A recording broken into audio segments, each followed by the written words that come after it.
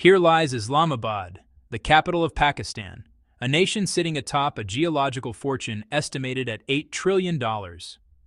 Beneath the surface of this South Asian country rests an extraordinary concentration of mineral wealth. Vast deposits of copper, sprawling reserves of gold, and critical lithium resources that power the modern world. These underground riches span an area exceeding 230,000 square miles. Imagine a territory twice the size of the entire United Kingdom, filled with some of the planet's most sought-after raw materials. Beneath the surface of this South Asian country rests an extraordinary concentration of mineral wealth. Vast deposits of copper, sprawling reserves of gold, and critical lithium resources that power the modern world. These underground riches span an area exceeding 230,000 square miles. Imagine a territory twice the size of the entire United Kingdom, filled with some of the planet's most sought-after raw materials. For decades, Pakistan has attempted to showcase this immense potential to the international community, hoping to attract the foreign capital needed to unlock these treasures. Yet despite the staggering value buried beneath its soil, the country has struggled to convince global investors to take the plunge. The mineral deposits remain largely untapped, a paradox that has puzzled economists and frustrated Pakistani officials for generations. Now, however, something has changed. The Trump administration has set its sights on Pakistan's underground wealth, signaling interest in forging what officials describe as deep cooperation with Islamabad. This sudden American attention raises critical questions that extend far beyond simple business transactions. Why have so many investors avoided Pakistan's mineral sector for so long? What motivates Washington's newfound enthusiasm? Is this genuine partnership, or does the United States harbor alternative objectives? And perhaps most importantly, can Pakistan realistically extract these resources on any meaningful scale? Before we dive deeper into this complex geopolitical puzzle, I'd like to ask you to subscribe to our channel.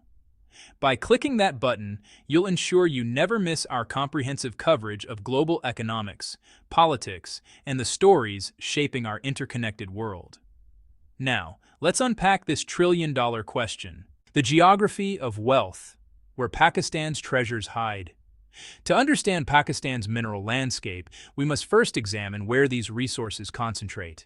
The country's geological wealth clusters primarily in two provinces, Balochistan and Khyber Pakhtunkhwa. These regions hold the keys to Pakistan's potential mineral boom, yet they also present the greatest challenges. Balochistan, Pakistan's largest province by area, has earned particular recognition for its copper and gold deposits. The crown jewel of this region is undoubtedly the Reko mine, a site that has become synonymous with Pakistan's mining ambitions. The numbers associated with Reko are genuinely staggering. Geological surveys have confirmed reserves totaling approximately 5.6 billion tons of ore. Experts estimate this single site could yield roughly 22 million tons of copper and 13 million ounces of gold over its operational lifetime. To put this in perspective, that's enough copper to wire millions of homes and enough gold to significantly impact global precious metals markets. Yet Balochistan isn't the only mineral-rich area.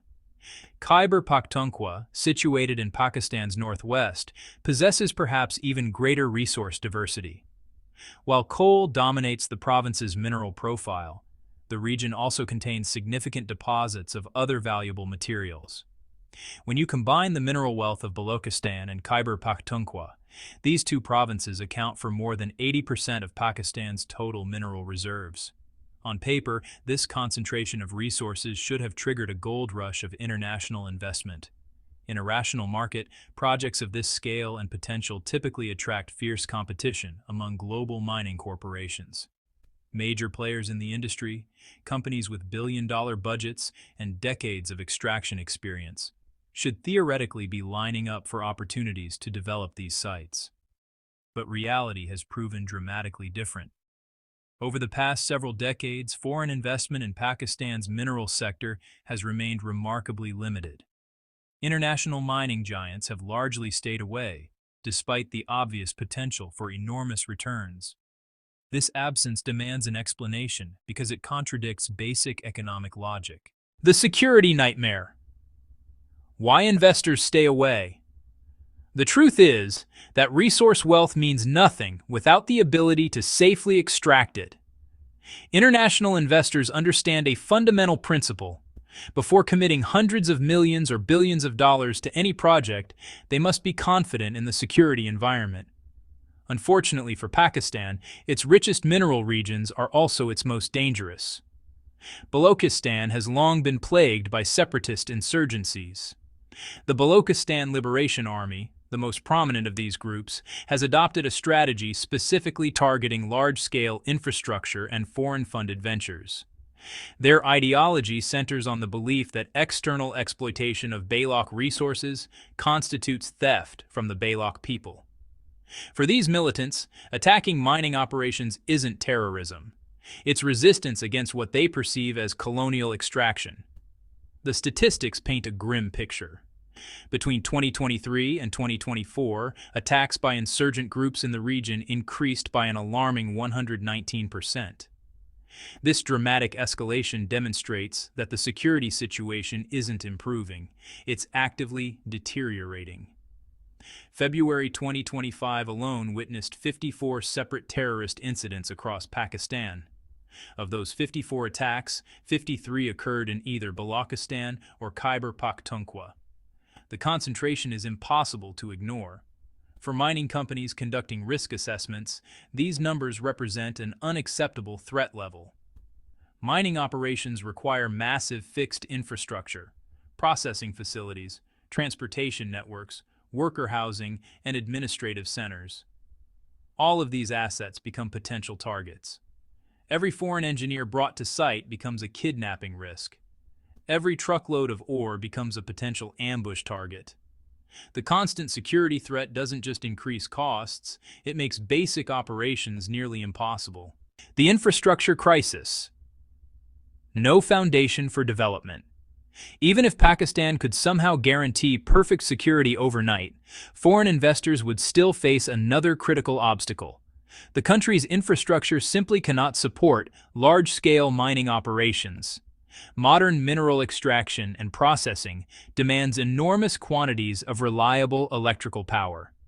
From the initial drilling and blasting to the complex chemical processes required to refine raw ore into usable materials, every step requires, well, a consistent energy supply. Pakistan's electrical grid, however, remains woefully inadequate for such demands. Consider the numbers for a moment. The average Pakistani citizen consumes approximately 500 kilowatt-hours of electricity annually. Compare this to the global average of roughly 3,000 kilowatt-hours per person, and the deficit becomes clear. Pakistan's per capita electricity consumption sits at less than 1/6 of the worldwide norm. More troubling still, approximately 40% of the country lacks access to electricity entirely. Rural areas, which include most major mining sites, suffer particularly acute shortages. When a country struggles to meet basic residential and commercial electricity needs, diverting power to energy-intensive mining operations becomes politically and practically impossible. Mining companies just can't operate on intermittent power supply. Refining facilities simply cannot shut down and restart based on grid availability. The electrical infrastructure necessary for major mining simply doesn't exist. Barrick Gold, one of the world's premier gold mining corporations, has been refreshingly candid about these challenges. Senior executives from the company have publicly stated that Pakistan's electricity supply is both prohibitively expensive and dangerously unstable. Beyond energy costs, Barrick estimates that security expenses alone consume approximately $1 billion annually. For a mining operation to remain profitable, these costs must be recovered through production, a calculation that currently doesn't add up in Pakistan's environment.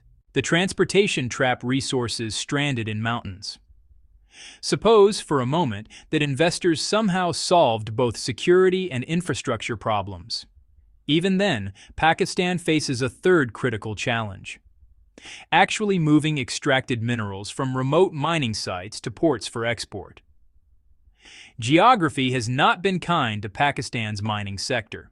The country's most valuable mineral deposits lie in mountainous, isolated regions far from major population centers or transportation hubs. The journey from mine shaft to shipping port requires navigating treacherous terrain, inadequate roads, and significant distances. The transportation infrastructure connecting these remote sites to ports remains primitive at best. Roads that exist often cannot handle heavy industrial traffic. Those willing to attempt the journey face not just difficult terrain, but active security threats. Armed groups frequently establish checkpoints or launch ambushes along key transportation corridors. Truck drivers who accept contracts to haul minerals demand premium rates to compensate for the risks, assuming they're willing to take the job at all. Even when trucks successfully navigate these dangerous routes, there's no guarantee of safe passage. Drivers may face extortion, hijacking, or attacks. Precious cargo that took months to extract and process can vanish in a single violent encounter on a mountain road. These risks compound the already substantial costs of doing business in Pakistan's mining sector. When you combine inadequate security, insufficient infrastructure, and transportation nightmares, the puzzle of Pakistan's untapped resources begins to make sense. No rational investor commits billions to projects where success requires overcoming all three obstacles simultaneously. The risk-reward calculation simply doesn't work, regardless of how valuable the minerals might be. America's mineral crisis. Why Washington suddenly cares. Given these dawning challenges, why has the Trump administration suddenly developed intense interest in Pakistani minerals? The answer lies in America's own strategic vulnerabilities, particularly regarding mineral supply chains that Washington increasingly views as national security threats. The United States military-industrial complex faces an uncomfortable reality. It depends heavily on foreign sources, particularly China, for critical minerals. Current estimates suggest that approximately 90% of America's rare earth elements come from Chinese supply chains. Even more concerning, if those supply chains were disrupted, United States national defense reserves could sustain operations for merely 3 months before running dry. China's dominance extends beyond rare earths. The country controls roughly 69% of global rare earth mining capacity and an astounding 44% of worldwide copper smelting capability. This means that even basic military components, the copper wiring in missiles, for example, ultimately depend on Chinese industrial capacity. For Pentagon planners, this dependency represents an unacceptable strategic weakness. The problem extends into the civilian economy as well.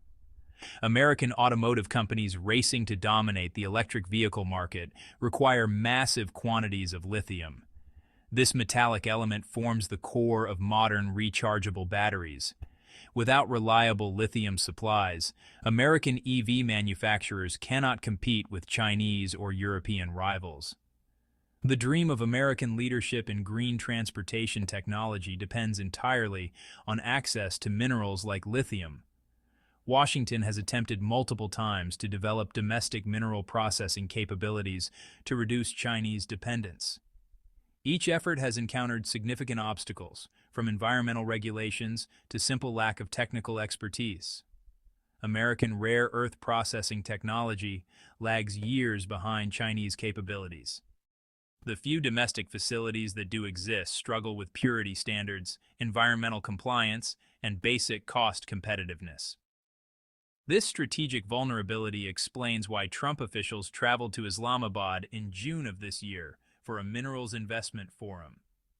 After hours of intense negotiations, however, the talks stalled. Pakistani officials refused to yield on the terms of mineral access, while American negotiators pushed for highly favorable conditions, essentially seeking to acquire mineral rights at minimal cost. When negotiations failed to produce the outcome Washington desired, the Trump administration, turned to economic coercion. The United States imposed a 29% punitive tariff on Pakistani goods, and officially this was justified by Pakistan's $3 billion trade surplus with America. The message, honestly, was pretty clear. Pakistan could either agree to American terms on mineral access or face some serious economic consequences. The tariff strategy, well, it proved effective.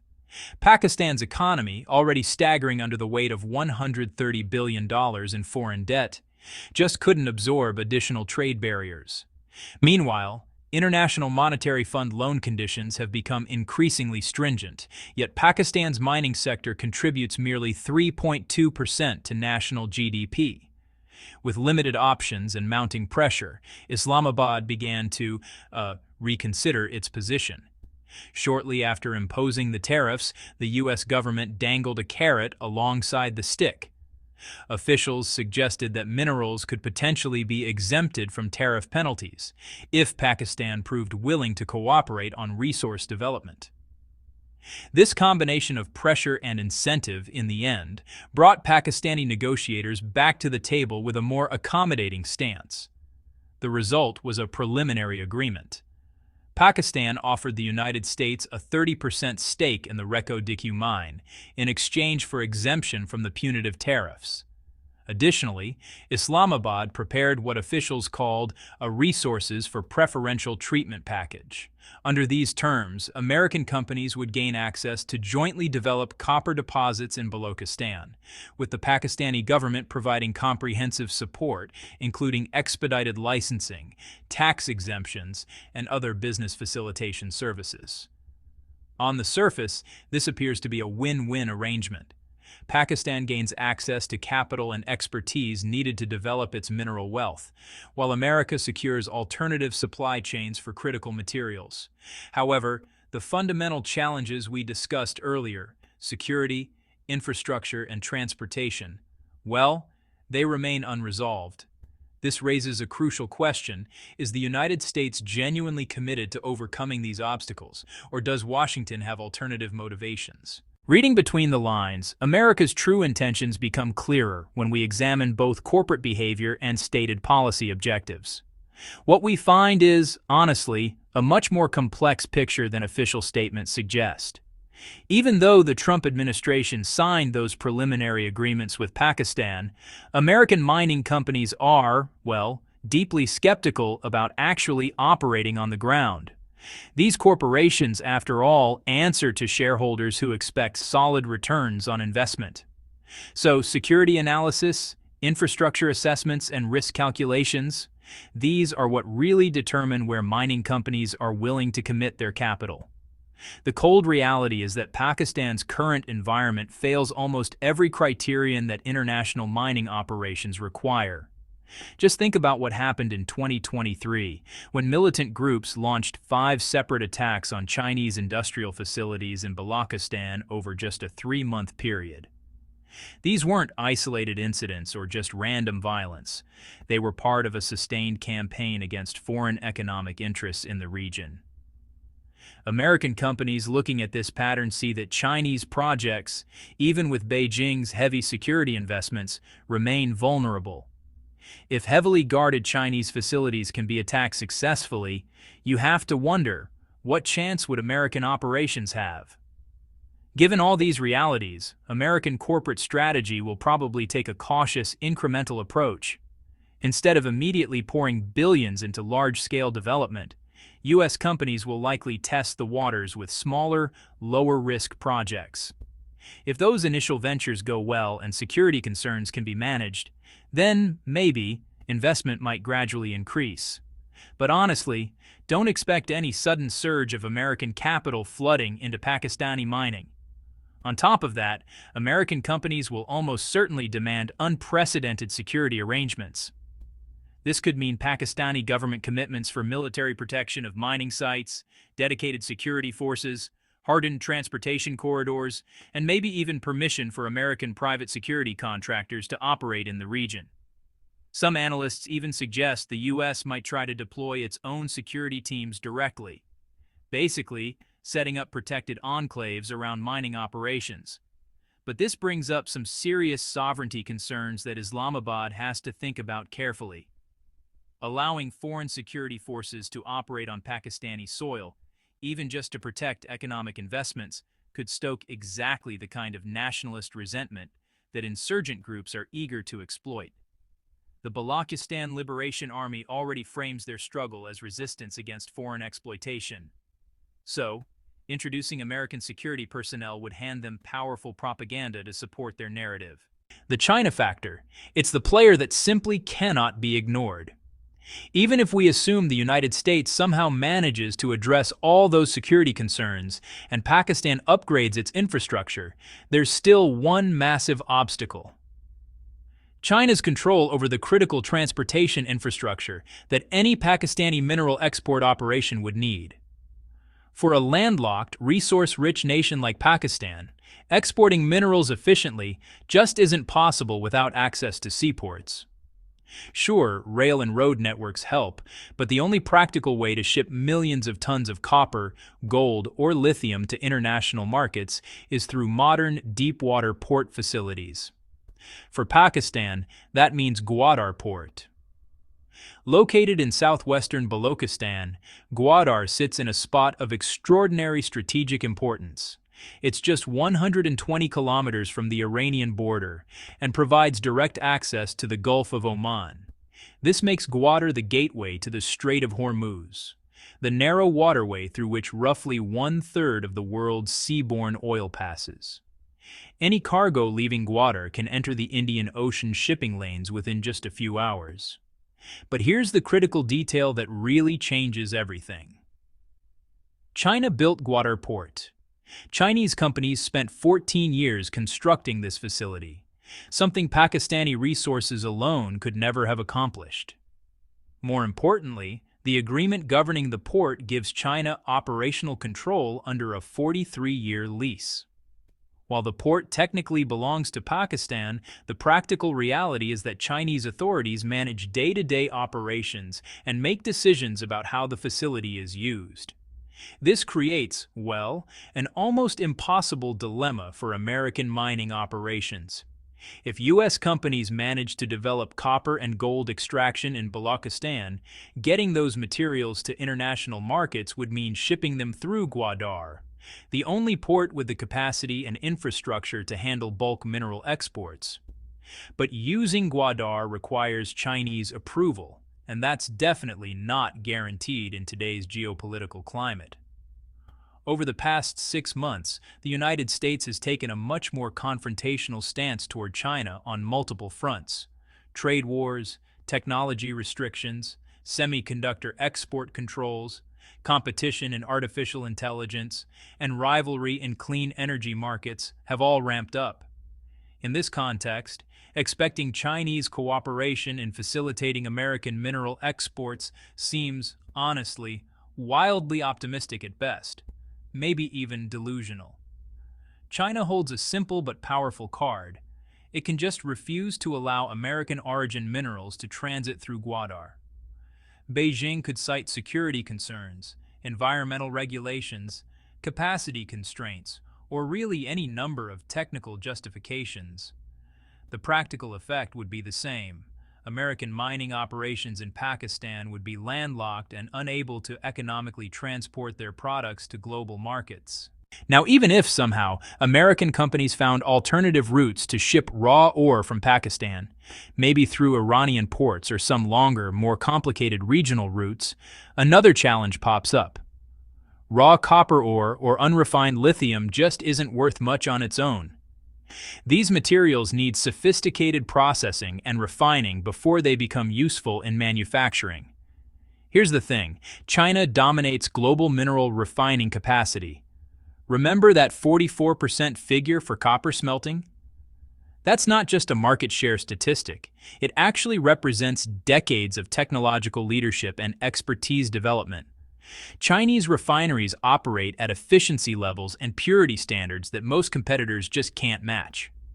So, American companies trying to bypass Chinese refining capacity face two pretty unattractive options.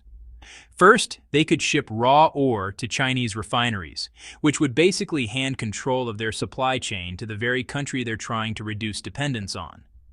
That, of course, defeats the whole strategic purpose of developing Pakistani mineral sources. Alternatively, the United States could try to build or expand its own domestic refining capacity. But this approach comes with some pretty severe obstacles. American rare earth processing technology is, honestly, about a generation behind Chinese capabilities. Just look at what happened when the U.S. government invested $439 million in restarting rare earth mining at the Mountain Pass facility in California, America's only significant rare earth mine. The project ran into technical problems right away.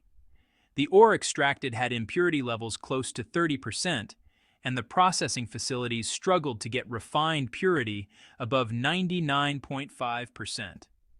When you compare that to Chinese industrial standards of 99.99% purity, the technological gap really becomes obvious. That 0.5% difference might sound minor, but in high-tech manufacturing, those variations matter a lot. Semiconductors, advanced batteries, precision aerospace components, they all need materials that meet exact purity specifications. A refinery producing 99.5% pure materials just can't compete in markets that demand 99.99% purity. Building the expertise, facilities, and supply chains needed to close this gap would take years of focused investment and billions in capital costs that would probably eat up much of the profit from Pakistani mining operations. So, when we step back and look at all these factors together, a pretty sobering conclusion emerges. This mineral development scheme doesn't really have any clear winners, just different degrees of loss. The United States wants to use Pakistani resources as a way to reduce its dependence on Chinese supply chains. It's a strategically sensible goal, but it runs straight into geographical, political, and technical realities that may just be, well, insurmountable. Even with full cooperation from Pakistan, American companies would still face security nightmares, infrastructure gaps, Chinese control over export routes, and a serious technological lag in refining capacity. The truth is, the costs of overcoming all these obstacles at the same time might actually outweigh any potential benefits.